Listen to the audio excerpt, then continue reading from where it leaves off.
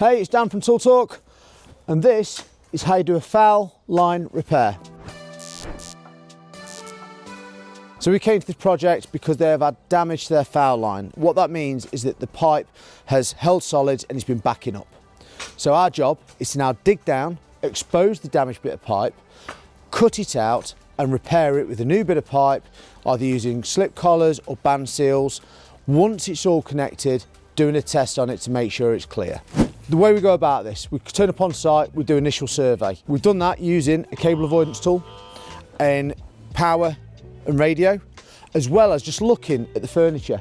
And by that I don't mean a sofa, I mean manhole covers, I mean pipes at walls. Where we've measured out to where the affected area may be, we've done a trial hole. As Billy is now, he's digging down, we're going to expose the pipe. Once we've exposed the pipe, we can then trace it back, expose it until it gets to a good structural part of the pipe where we're going to do the connection. So as I'm digging in very slowly, I'm only scratching bit by bit because we don't know to what extent or what's causing the damage.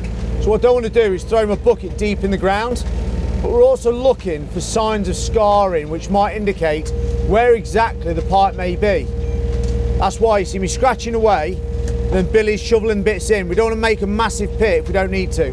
So if you look at that ground now, you'll see the scarring. You can see on the right hand side I've got a bit of clay, and on the left hand side there's more stone and gravel. Gravel's always good because you should be putting gravel around your pipes. So what we found, and I'll expose it now and you'll see more, is we've not just got a slightly crushed pipe, it's very crushed. It's like a 4-inch pipe down to that, but it's right next to a joint. So what's happened is you've got your joint and your pipe's been crushed and pulled away from the joint.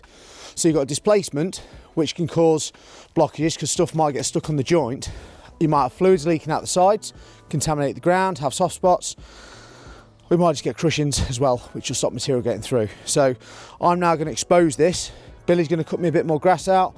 I'm going to dig a bit of a pit so we can get around it, dig back towards the house, and then try and get a new connection on. So we're using this shovel because where we traced earlier the suspect of this power cable coming back out.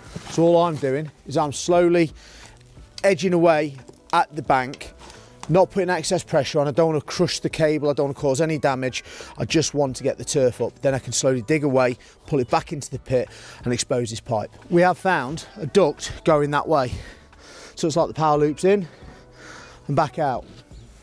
Now, if we didn't know that, we didn't suspect there was a cable, and went in with the machine, looking at the height of that, it's halfway up the grafter. It's only that deep, 4 to 6 inches deep. 4 to 6 inches. So we could have gone through that cable quite easily if we didn't do our due diligence, and that could have cost a lot of money. It could have put the customer out of electric for a bit. Just, it's not worth doing. For the sake of hiring one of those machines, even if it's £100 on a job, put it in your price. Use one. If you don't know how to use one, get trained on one. Save you loads of time and money in the end. So we got this job through one of the companies locally who do surveys.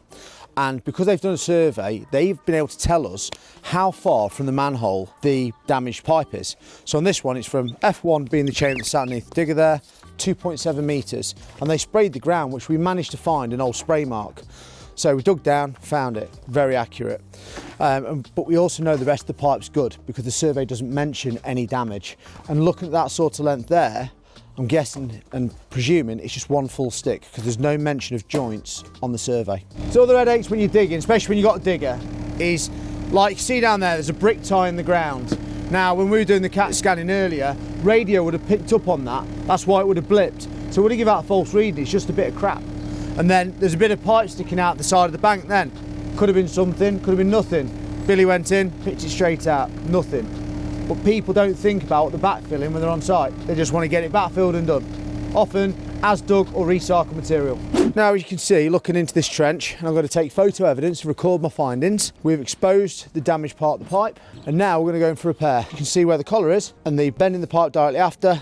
We've then exposed a good, solid, circular diameter 4-inch pipe, and we're going to cut there because that's a solid part of the pipe. We're going to get a decent fit in and a decent connection. It's as simple as that. So we can see there's obviously fluids have been coming out of there. That line was surprisingly dry. I was expecting to be a lot wetter than that. So now what we do, we dig that gravel back, we measure a bit of pipe, cut it, band seal on this side, which is one of these rubber seals over here. So I'm going to put this pipe in now. So I'm going to slot this side in, drop it down square. The band seal is going to sit back. I'll put my mark 50mm because the band seal's 100mm, bring it back to halfway, tighten up, job's done. Great things about band seals is they allow for a slight bit of deflection, so if your pipes aren't perfectly in line, it allows it. A little bit of deflection, but still functional. Once the connection's been done, we're going to put some gravel around the joints. We'll backfill with the as-dug material, compact it all down, and put the topping back on. We want to leave it with as little damage to the ground as possible. Now we've done our connection on the first run, which is leading up to the house. So foul, down through the stack, into the first chamber. This is F1, now it goes over to F2. Now that's been repaired, we're moving on to our next section to get this pipe, this line cleared out. There, that means there'll be no blockages, no headaches, and it'd be a nice easy flush. Cheers, mucker. Right, ooh, couldn't catch a cold, mate. Another perfect example of fine backfill. Found an old piece of plasterboard, been dumped after the development's been done. Throw it in the ground, soil over it, no one will know. There's a brick underneath it, isn't there?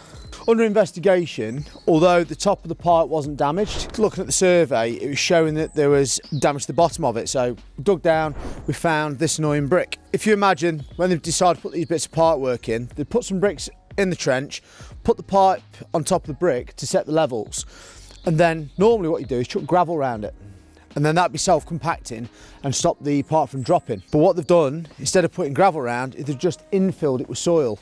And because of that, there's been settlement, which has then caused the pipe to bend, which is where you're getting the kink in the pipe and you're getting the build-up of material. So although it is flushing, it's not flushing very well, and not all the solids and bits are getting through. If you're gonna do it right. We initially wanted to go with a band seal one side, slip collar the other, because we've got a piece of pipe to put between two fixed points.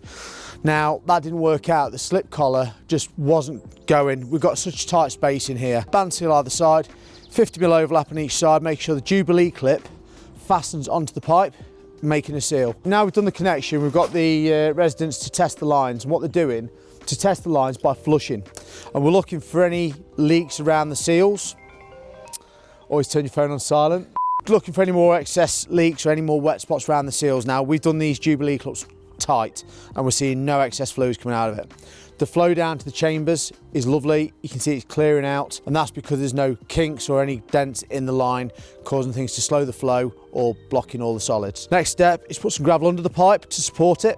Then we'll start infilling with some as dug, and then we'll put some gravel over the top of it as well. Then once we've done that, we'll backfill in layers, tap it with the machine bucket once we get about 300mm in. Just tap it just to compact it so you don't get too much settlement, and then we'll put the turf back in. We've done the connections, we've managed to check all the drains, get the water flowing, so everyone's happy. Challenging part is trying to make sure you keep the grass nice and green. And unfortunately, you're digging up soil, stones and bits and pieces, so you try to get it as clean as you can. But it doesn't mean it's the end. The grass will come back through. Although this is a relatively simple job, remember you need to know what you're doing, you need to know how to deal with any of the pitfalls, any of the issues that you come across. Fail to prepare, prepare to fail. Thanks for watching, don't forget to like and subscribe, and we'll see you in the next video.